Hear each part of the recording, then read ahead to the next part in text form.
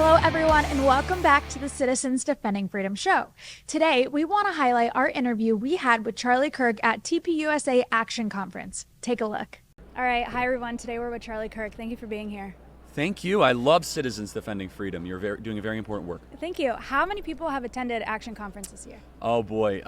Somewhere between 6,000 to 7,000 people. And it's been a challenging 24 hours, but very blessed and amazing, and just overwhelmingly positive, and credit to our amazing attendees, speakers, activists. It's been a phenomenal event. You're running one of the largest grassroots organizations in America. What can you contribute some of your success to?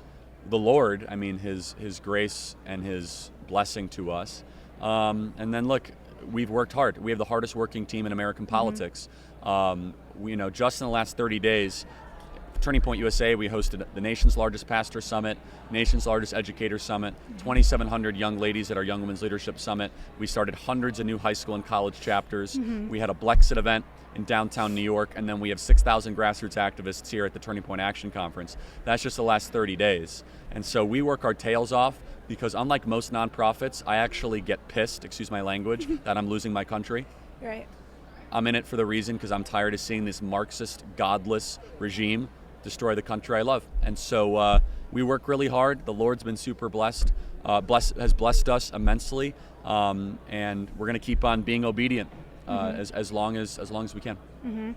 College is such a very impressionable time. I faced it. It's where you make a lot of decisions about your faith and politics. Why have you been so passionate about the younger generation?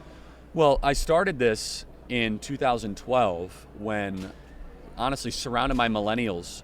This was supposed to be the most progressive generation in history, right? They were supposed to bring forth the Cultural Revolution. Millennials are actually far more conservative now than people realize. I think largely thanks to the work that Turning Point has done, not only because of us, but partially. And so if you do not have the nation's young people, then whoever has the nation's young people will win the future. And Turning Point is the only organization that is making a difference, in my opinion, in that. And the numbers speak for themselves. And just look at our alumni, too. We have Anna Paulina, who's now a member of Congress. We have Austin Smith. Look at the names and faces that have come through Turning Point and still are here. Candace Owens, Brandon Tatum, Will Witt, Isabel Brown. So Turning Point is this amazing organization, bigger than anything I could have imagined, that I think is really moving the dial for freedom and liberty. And we have a lot of work to do. Gen Z's a disaster, so we have a lot of work to do. Which leads to my next question. What age generation do you think will have the most political power over the next 5 years? The next 5 years, boomers will probably still. What about 10 years? In 10 years, Yeah. it will be Gen X and Millennial combined. So it's really interesting. Gen X is kind of this forgotten generation, and because the boomers are just such a big group of people. And so because of that, it's just they've never really had a chance to kind of like be dominant in political office or in politics. But don't sleep on millennials. I mean, millennials were kind of the recipient of a lot of jokes. They're lazy, they're entitled. Millennials are 50-50 basically, conservative liberal now. And so do not be surprised that if we keep up our momentum, if millennials are 5 or 10 points in the conservative direction. I want you to understand how crazy that is. Everybody thought millennials were going to bring in the Maoist Cultural Revolution. 200,000 people, Obama Grant Park, 25,000 people at UW-Madison. Again, I'm not taking credit for all of it, but we have definitely helped move the dial where who would have thought that millennials would possibly help make the country more conservative? We now need to do that with Generation Z, who I think is actually more conservative than people realize. I agree. We're very excited that Turning Point Faith is joining the Remnant Alliance. Yes, you love what you guys are doing. Very great, very good. What specifically about this project spoke to you? Well, look, at TPUSA Faith, our mission is to try to excommunicate wokeism from the American church. That's our number one mission, right? Wokeism has no place in American Christianity. If you say Jesus is queer or transgender, all that, resign from the ministry. You're not a Christian. You're not a pastor. And the Remnant Alliance is about kind of rebuilding that black robe regimen. And look, I want to work into retirement in the faith space because I want the church to rise up and stand up and be like, all right, you guys got your act together. I'm going to go back to the colleges, right? So I love Steve, love Citizens Defending Freedom. We need the church to be bold and strong and stand up.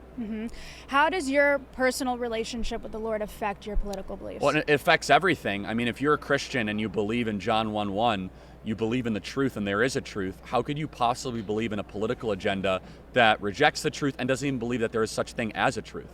The American Democrat Party does not believe in any form of truth. They believe in power. It's that simple.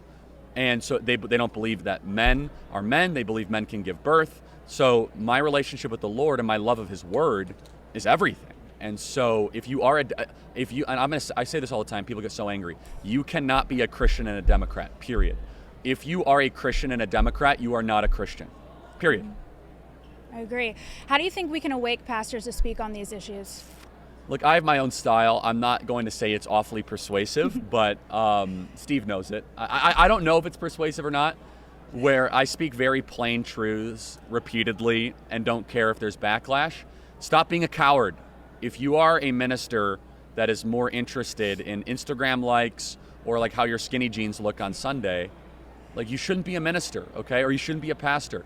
Go do something else. The ministry is for people that understand the spiritual warfare that we're in, that understand that, by the way, the scriptures speak to this extensively. You are a higher calling if you're in the ministry than if you are just a rank and file Christian, right? It's not the same. And so if you are a pastor and you're talking about like, well, I don't do politics, you got to resign. You are an intellectual biblical coward. The Bible is a political document, okay? Esther, Mordecai, Nehemiah, Jeremiah, Daniel, Joseph. Joseph was a political figure.